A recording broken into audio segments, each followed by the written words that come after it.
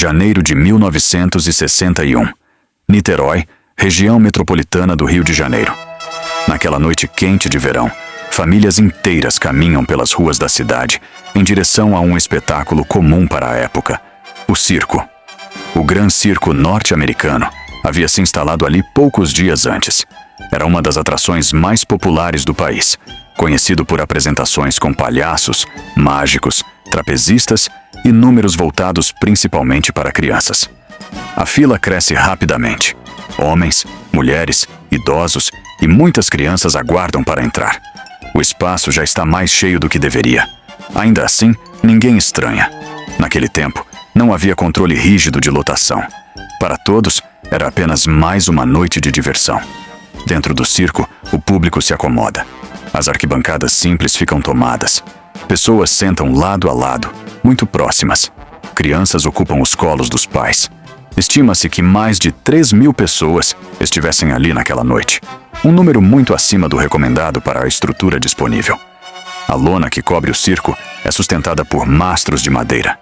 A iluminação é feita por lâmpadas incandescentes. Nada parece fora do normal. O público conversa, ri, espera o início do espetáculo. O que ninguém via era o que sustentava tudo aquilo. A lona havia sido tratada com substâncias altamente inflamáveis, como parafina e gasolina, uma prática comum à época para impermeabilizar o tecido. Não havia saídas de emergência adequadas. As entradas eram poucas, estreitas e parcialmente cobertas por cortinas. Não existiam sistemas de combate a incêndio. Tudo ali dependia de que nada desse errado. Com o circo cheio, o ambiente muda. A ventilação é mínima. O calor se acumula sob a lona baixa e fechada. Pessoas se abanam. Alguns enxugam o suor. Crianças ficam inquietas. Nada disso parece alarmante. Era apenas desconforto. Mas em um espaço fechado, quente e superlotado, o fogo não encontra resistência. E a fumaça não encontra para onde ir. O espetáculo ainda não começou. O público aguarda. Olhares voltados ao picadeiro. Conversas em voz baixa. Relógios conferidos. Era o último instante de normalidade. O incêndio começa sem explosão, sem aviso.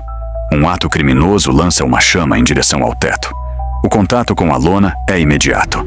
O material responde como era capaz de responder. O fogo se fixa e se espalha.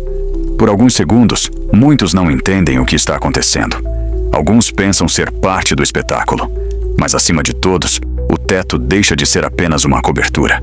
Ele se torna combustível. O fogo não avança lentamente. Ele corre. Segue as costuras, a inclinação da lona e em poucos segundos domina grandes áreas do teto. Fragmentos em brasa começam a cair. A luz muda. O calor aumenta de forma abrupta. Ali já não havia possibilidade de controle. Antes que o fogo alcance o público, a fumaça toma o espaço. Densa, escura, tóxica.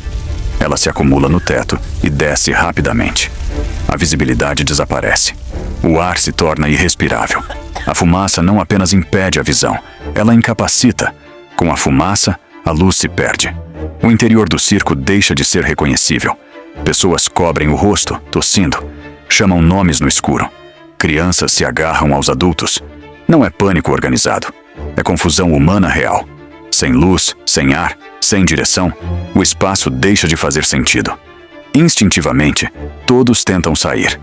As saídas, porém, são insuficientes. Estreitas demais para aquele volume de pessoas. O fluxo trava. Avançar é impossível. Voltar, igualmente difícil. Adultos erguem crianças na tentativa de fazê-las respirar melhor. Pedidos de ajuda se perdem na fumaça. Ali, o erro estrutural se manifesta por completo. As saídas existiam, mas não para todos. Com o tempo, o movimento diminui. As vozes se tornam mais espaçadas. A tosse perde força. A fumaça domina tudo. O som cede lugar ao silêncio. Não um silêncio repentino, mas pesado, progressivo, imposto pela falta de ar. Naquele momento, já não havia mais escolhas. Ao amanhecer, o que restava do circo era destruição. A lona colapsada, mastros retorcidos, cinzas por todo o chão. O número final é devastador: 503 mortos. A maioria das vítimas eram crianças. foi uma das maiores tragédias da história do Brasil e um dos incêndios mais letais já registrados no mundo. As investigações apontaram que o incêndio não foi acidental. Ele foi provocado intencionalmente. 2 homens, Adilson Marcelino Alves, conhecido como Dequinha, e Alfredo Quintanilha, lançaram o fogo contra a lona do circo. O motivo foi vingança.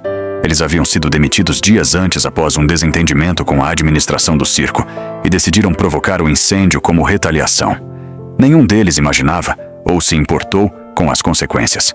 Ambos foram presos, julgados e condenados. Mas o crime cometido por eles não explica sozinho a dimensão da tragédia, porque uma chama só se transforma em desastre quando encontra um ambiente pronto para isso.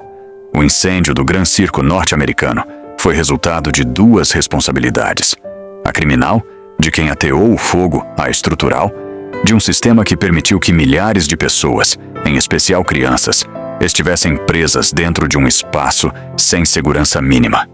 Houve julgamentos, houve condenações, mas nenhuma sentença foi capaz de reparar as centenas de vidas perdidas ou o impacto deixado naquela cidade. O incêndio do Gran Circo norte-americano não foi uma fatalidade inevitável. Ele aconteceu porque foi permitido. Permitido por negligência. Permitido pela ausência de normas. Permitido pela falta de fiscalização. Em 1961, Niterói entrou para a história da forma mais trágica possível e deixou um alerta que atravessa gerações. Quando segurança é tratada como detalhe, o espetáculo sempre cobra seu preço.